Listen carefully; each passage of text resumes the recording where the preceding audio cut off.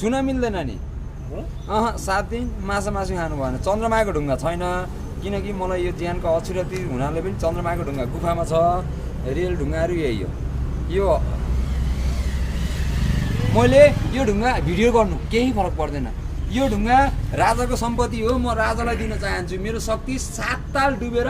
यो देशमा मलाई पत्रकारहरूले पनि हेरेनन् 4 वर्ष भयो समाजले नि हेरेनन् मन्दिर पनि हेरेनन् सिडिओले पनि यो कुरा एकदम गोप्य सरकारी खोला नाला मन्दिर सरकारको होइन भनेपछि राजाको हुनुपर्छ मैले 7 ताल डुबेर राजालाई दिन्छु मेरो यो पैसा पनि राजालाई दिन्छु यो पुरानो पैसा धेरै छन् मसँग यो 2017 सालको गणेशको हो त्रिशुल सिसुल सबै हुनुहुन्छ यसलाई चाहिँ अहिले बेचे पनि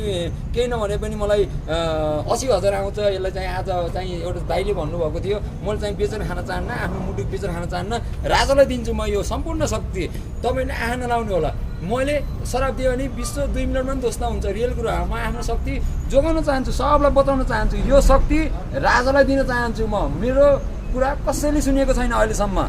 पत्रकारहरूले पनि अस्ति ऋषि धमालको पत्रकारमा पुगे दाइ रियल कुरा यो जनताको माझमा त आउनुपर्छ म चाहिँ अनपढ भनेर तिनीहरूले चाहिँ दालेका हुन् रियल कुरा भगवान्लाई बेचेर खान्थेँ भने म यो ठाउँमा आउँथिनँ यो कुराहरू चाहिँ पत्रकारहरूले 30-40 जना पत्रकारहरूको माझमा पुगेँ म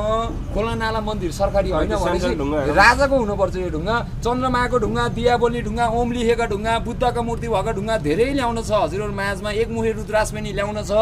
यो सबै म चोखो बसेर मेरो राजा यो देशको राजालाई दिन चाहन्छु किनभने यो राजाले सबै मन्दिर पनि राजाले बनाउनु भएको क्याम्पस पनि राजाले बनाउनु भएको जति हस्पिटल छ राजाले बनाउनु भएको जति गाउँमा मूल्याङ्कनहरू धाराहरू छ राजाले बनाउनु भएको त्यो भएको हुनाले जति पनि बाढी पहिलो गएको छ पहिला यो मधेस तराईतिर राजाले बनाइदिएको घर अहिलेको सरकारले चाहिँ यो ढुङ्गा सरकारमा लाग्दैन भनेको हुनाले सरकारसम्म कुरा पुगेछ कि पुगेको छैन पत्रकारको हात लागे पुग्ने यो कुरा पत्रकारहरूले दबाब राख्दैछ मलाई कामीको छोरा भनेर किनकि कामीको छोरा भनेर भगवान्ले सत्यता यसले व्यक्तिले बताउन सक्छ अरूले पाउने वरदान मैले पाएको छु मैले यो सम्पूर्ण शक्ति क्यामेराको माझमा आकाशमा उडेर जानुभयो नत्र यो सम्पत्ति राजाको हक हो यो शालिग्राम दर्शन ढुङ्गा है यो हेर्दाखेरि लबर जस्तो पनि छ